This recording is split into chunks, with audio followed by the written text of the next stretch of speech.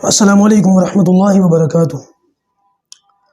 الحمد للہ وحدہ والصلاة والسلام علی من لا نبی بعدہ، اما بعد، اعوذ باللہ من الشیطان الرجیم، بسم اللہ الرحمن الرحیم۔ تبت یدا ابی لہب وتب، ما اغنى عنہ مالہ وما کسب، سیصلی نارا ذات لہب، وامرأته حمالة الحطب، فی جیدها حبل من مسد۔ صدق اللہ العظیم۔ یہ سورہ لہب ہے۔ اس کا مختصر تعارف اور ترجمہ گزشتہ کل میں نے آپ کے سامنے عرض کر دیا تھا۔ یہ بات اس کے ضمن میں آئی تھی کہ نبی کریم صلی اللہ علیہ وسلم کو جب نبوت ملی ہے، نبوت کے ملنے کے پھر 3 سال کے بعد وحی کا سلسلہ دوبارہ شروع ہوا، جو درمیان میں رکا ہوا تھا، اور اس وحی میں اللہ تبارک و تعالیٰ نے نبی کریم صلی اللہ علیہ وسلم کو یہ حکم دیا کہ آپ اپنے گھر والوں کو، اپنے قریبی رشتہ داروں کو، یعنی کہ اپنے خاندان والوں کو ڈرائیں، جس کے اوپر عمل کرتے ہوئے نبی کریم صلی اللہ علیہ وسلم نے صفا پہاڑی پر چڑھ کر اپنے خاندان والوں کو، اپنے قبیلے والوں کو اللہ تبارک و تعالیٰ کی جانب دعوت دی، توحید کی دعوت دی، ایک اللہ کی عبادت کی طرف پکارا، جس کے جواب میں ابو لہب نے حد درجہ بدتمیزی کی اور نبی کریم صلی اللہ علیہ وسلم کی شان میں گستاخی کی، بدتمیزی کے الفاظ بولے، جس کے جواب میں اللہ تبارک و تعالیٰ نے تبت یدا کی صورت نازل فرمائی۔ اس واقعے سے جو بات ہمیں سیکھنی چاہیے وہ یہ کہ سب سے پہلے انسان علم سیکھے، علم سیکھے گا تبھی دوسروں کو دعوت دے گا۔ جب انسان خود ہی علم نہیں سیکھے گا تو دوسرے کو دعوت کیسے دے گا؟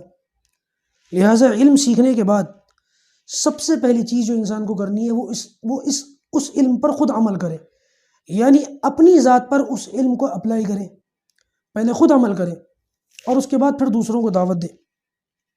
اور سب سے بڑی بات یہ کہ سب سے پہلے اپنے گھر والوں کو دعوت دے، اپنے گھر کے لوگوں کو دعوت دے اور ان کے لیے کوشش کرے۔ دھیان دیجیے گا کہ میں نے کوشش کا لفظ استعمال کیا ہے، اس لیے کہ انسان کوشش ہی کر سکتا ہے، کسی کو ہدایت نہیں دے سکتا۔ کیوں؟ اس لیے کہ بہت سے لوگ ایسے ہیں جو کوشش کرتے، اپنے گھر والوں کو دین کی دعوت دیتے ہیں، اس میں ان کے ماں باپ بھی ہو سکتے ہیں، بہن بھائی بھی ہو سکتے ہیں، اولاد بھی ہو سکتی ہے، شوہر کے لیے بیوی اور بیوی کے لیے شوہر بھی ہو سکتا ہے، لیکن کئی بار ان کو سمجھانے کے باوجود، کئی مرتبہ دین کی دعوت دینے کے باوجود وہ لوگ راہ راست پر نہیں آتے۔ تو اس میں اس بندے کی پکڑ نہیں ہے۔ ایسا نہ ہو کہ کسی عالم دین کے گھر کے اندر اس کی بگڑی ہو اولاد کو دیکھ کر ہم اس بیچارے عالم دین کے بارے میں بکواس کرنی شروع کر دیں، کسی اللہ والے کے گھر کے اندر اس کی گھریلو خواتین کو بگڑا ہوا دیکھ کر اس اللہ والے کے بارے میں بدگمانی کرنی شروع کر دیں۔ اس لیے کہ بندے کے ہاتھ میں صرف کوشش کرنا ہے، ہدایت دینا نہ دینا یہ اللہ تبارک و تعالیٰ کے ہاتھ میں۔ ایسے بہت سارے اللہ والے ہیں، ایسے بہت سارے لوگ ہیں جو اپنے گھر والوں کو سمجھاتے، دین کی دعوت دیتے ہیں، لیکن نہیں سمجھ آتی ان کے۔ اور ایسے اللہ والے اور بزرگ تو کجا، ایسے انبیاء کرام بھی ہیں کہ جنہوں نے اپنے گھر والوں کو دعوت دی، لیکن ان کے گھر والوں نے ان کی دعوت کو قبول نہ کیا۔ جیسے ابراہیم علیہ السلام، انہوں نے دعوت دی اپنے باپ آزر کو، وہ مومن نہیں ہوئے۔ نوح علیہ السلام کی بیوی اور ان کا بیٹا، اور اسی طریقے سے لوط علیہ السلام کی بیٹی، لوط علیہ السلام کی بیوی، ان کو کوشش کے باوجود بھی ہدایت نصیب نہیں ہوئی۔ آسیہ، فرعون کی بیوی، اللہ تعالیٰ نے ہدایت دے دی، لیکن اپنے شوہر کو لاکھ سمجھانے کے باوجود وہ فرعون کو ایمان نہ دے سکی۔ موسیٰ علیہ السلام کی دشمنی کے اندر ہی غرق ہوا۔ لہٰذا یہ معاملات کہ کوئی انسان دعوت دینے کے بعد بھی اپنے گھر والوں کو ٹھیک نہ کر سکے، اس سے اس کی گردن پر پکڑ نہیں ہے، اور ان باتوں کی وجہ سے اس کو حقارت کی نظروں سے نہ دیکھا جائے۔ لہٰذا نبی کریم صلی اللہ علیہ وسلم نے بھی سب سے پہلے اپنے گھر والوں سے شروعات کی، اپنے خاندان والوں سے شروعات کی، اور آپ صلی اللہ علیہ وسلم تو مثالی داعی تھے، مثالی داعی۔ آج ہمارے یہاں مثالی داعی پتہ ہے کس کو کہتے ہیں؟ علمان والحفیظ، جو بڑی پرجوش انداز قسم میں تقریر کرتا ہو اور اس کو جب بلایا جاتا ہو تو اپنی فیس الگ بتاتا ہو ہزاروں روپے میں، ایسے پیسے ہوں، ایسی گاڑی ہو، اتنا کرایہ ہو، ایسا کھانا ہو، اور لوگ بھی ایسے لوگوں کو بڑے شوق سے بلاتے ہیں، پیسہ خرچ کرتے ہیں جلسے جلوس کی شکل میں، اور اپنے محلے کی مسجد میں اپنے مقامی عالم ہوتے ہیں، ان کی بات سننے کو تیار نہیں ہے، ان کو وہ اہمیت دینے کو تیار نہیں ہے۔ اللہ ہماری حفاظت فرمائے۔ ہمارے یہاں مثالی دائی اس کو کہا جاتا ہے، یہ مثالی دائی نہیں ہے، یہ تو آپ کا پیسہ خرچ کروا رہے ہیں، اور یہ لوگ کاروباری انداز قسم کے لوگ ہیں جنہوں نے پیسہ کمانے کا ایک طریقہ اختیار کر رکھا ہے۔ اگر دین کے نام پر آپ کسی اللہ والے کو کچھ دینا ہی چاہتے ہو تو ذرا خبر لو اپنے مقامی علماء کی کہ ان کا کھانا وغیرہ کیسا آ رہا ہے، یا ان کو تنخواہ وغیرہ کیسی دی جا رہی ہے، اور ان کے گھریلو اخراجات اس سے پورے ہوتے بھی ہیں یا نہیں۔ یہ شوشہ والے معاملات میں پیسہ خرچ نہ کریں، اور اس طریقے کے لوگوں کو مثالی دائی نہ سمجھیں۔ مثالی دائی تو اللہ کے رسول صلی اللہ علیہ وسلم تھے، میلے میں لوگوں کو دعوت دینے پہنچ جاتے تھے۔ آپ صلی اللہ علیہ وسلم کو پتہ چلا کہ ایک جگہ میلہ سا لگا ہوا ہے، زمانہ جاہلیت کا دور ہے، اور وہاں پر لوگ اکٹھے ہوں گے، اللہ کے رسول وہاں پہنچ کر اعلان فرماتے تھے، اے لوگوں، قولوا لا الہ الا اللہ تفلحوا، یوں کہہ لو کہ اللہ کے علاوہ کوئی عبادت کے لائق نہیں، کامیاب ہو جاؤ گے۔ ایک شخص کہتے کہ میں نے ایک ایسے ہی ماحول میں دیکھا کہ ایک شخص لوگوں سے یہ کہہ رہا ہے، قولوا لا الہ الا اللہ تفلحوا، اے لوگوں یوں کہہ لو کہ اللہ کے علاوہ کوئی عبادت کے لائق نہیں، کامیاب ہو جاؤ گے۔ اور ایک شخص یہ شخص یہ دعوت دیتا ہوا آگے آگے جا رہا ہے، اور ایک دوسرا شخص اس کے پیچھے پیچھے آواز لگا رہا ہے، اے لوگوں اس کی بات نہ ماننا، انہ کذاب، یہ جھوٹا ہے، اور اس کے ایڑی پر یا پنڈلی پر پتھر مار رہا ہے، اور اس پتھر سے اس آگے والے شخص کے پیروں میں سے خون نکلتا ہے، پنڈلی میں سے خون نکلتا ہے، لیکن وہ اپنی بات کو جاری رکھتا ہے۔ تو میں نے کسی سے پوچھا یہ کون ہے؟ تو مجھے بتایا کہ یہ محمد بن عبداللہ ہیں، یہ کہتے ہیں کہ اللہ کے علاوہ کوئی عبادت کے لائق نہیں، اور میں اللہ کا رسول ہوں اور میری بات مانو۔ اور یہ جو پیچھے شخص ہے یہ ان کا اپنا سگا چچا ہے، اور وہ ان کو ستاتا ہے، اور اس طریقے سے کہتا ہے کہ یہ جھوٹا ہے۔ یہ سلوک ان لوگوں نے اختیار کیا، حتیٰ کہ اس کے دو بیٹے عتبہ اور عتیبہ، ان کے نکاح میں آپ صلی اللہ علیہ وسلم کی دونوں بیٹیاں تھیں۔ یہ شخص آپ صلی اللہ علیہ وسلم کی دشمنی میں اتنا اندھا ہوا کہ اس نے اپنے دونوں بیٹوں سے کہا کہ محمد کی بیٹیوں کو طلاق دے دو۔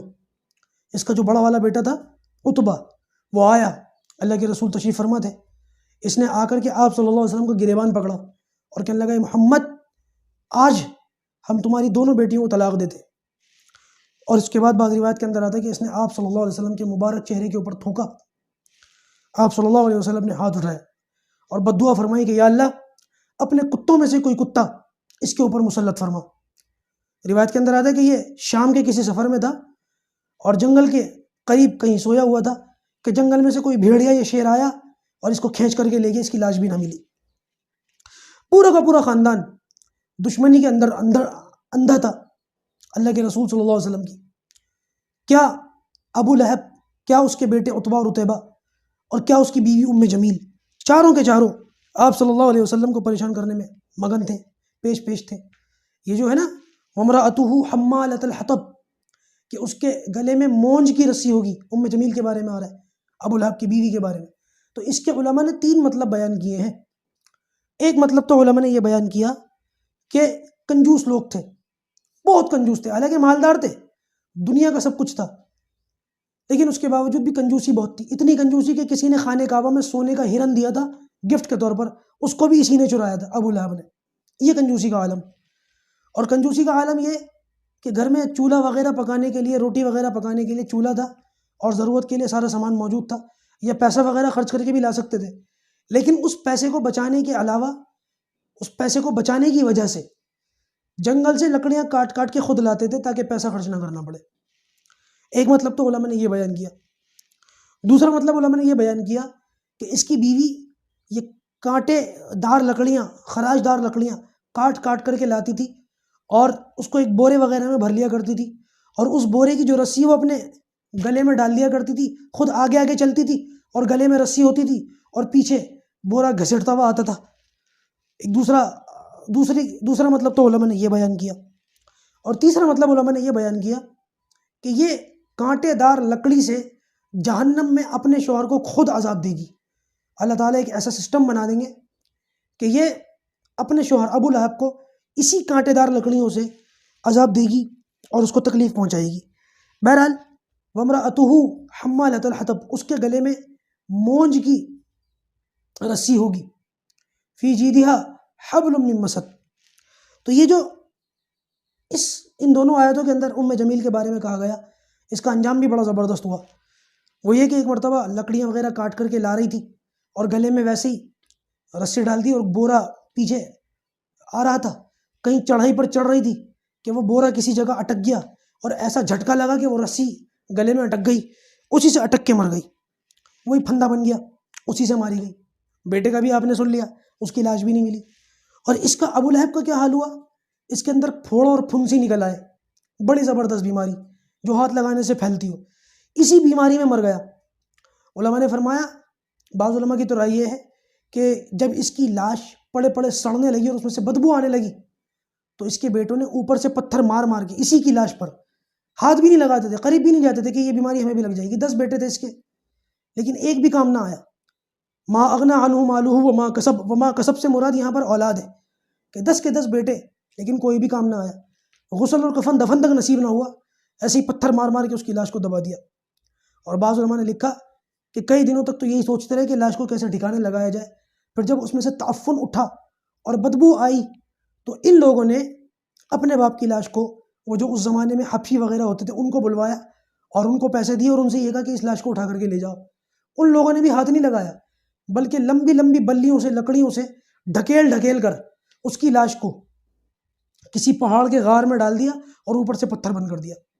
اس طریقے سے اس کا یہ انجام ہوا. سارے کے سارے لوگ جو نبی کریم صلی اللہ علیہ وسلم کی دشمنی میں اندھے تھے، ان سب کو اللہ تبارک و تعالیٰ نے اس طریقے سے عبرت کا نشان بنایا. انشاءاللہ اس سے آگے کی جو بات ہے وہ اگلی نشست میں عرض کی جائے گی. اللہ پاک ہم سب کو کہنے سننے سے زیادہ عمل کرنے کی توفیق عطا فرمائے. اللہ پاک ہم سب کی ایسی باتوں سے حفاظت فرمائے.